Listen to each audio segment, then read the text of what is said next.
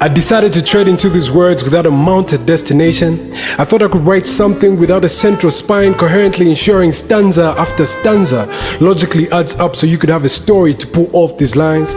Because countless times words are just words and nothing more than that. Just a truckload of grammatical symbols signifying signals that construct a directive for spoken word, that oral communication.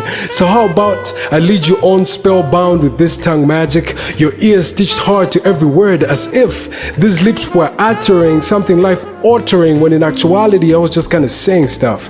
You know what I mean? Because who said the exhilarating art of spoken word should always be rooted down some insightful knowledge-oriented talk line? This is poetry.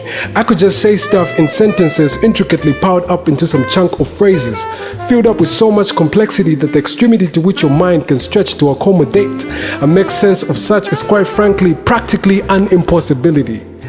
But just so as to blend in and find your warm little place in this bandwagon of an audience filled with people who are just as confused as you are, is just a snap, right? Because then it would go to show that you have paid your retribution for the crime of failing to concretely grasp the meaning imbued in the stanzas that were uttered precedingly. And if you're closely following my logic pattern, you'd be justified to say, well, I'm more or less playing the same game. You can hold that against me. I'm not denying that. I'm just a poet, man. And as far as I know and in my experience, that's what poets do. I mean, that's what poetry should be about. And to tell you this in all honesty, I've witnessed that in an effort to infuse some kind of revolutionary message into the masses, a lot of poets have found themselves gasping for air amid raging waves of their own polarized messages that achieve little due to their divisive and alienating nature. Relax, people.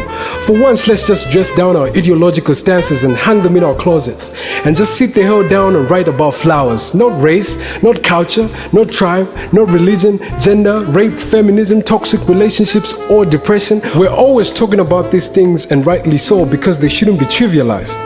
Neither am I here to compel you to think otherwise. All I'm saying is use your words to build and connect hearts and minds confined in wars in an already divided world, and the best place to start is realizing it is the little things that matter most. If you could write a poem about your feet and how you just can't seem to find your right shoe size without bursting a sweat, you could make a straight face to forget frowns and have something simple to laugh about. If you could write a poem about how mosquito noises around your earlobe is about as annoying as the worst form of irritation you could ever experience, you could move an audience in soothing harmony led on in chakras that could lift even your spirit. Just stop and look around you, peer into the horizon, stare in the face of the sun, dance in the light of the stars, and write that all down in the beautiful silhouettes the moonlight draws out for you.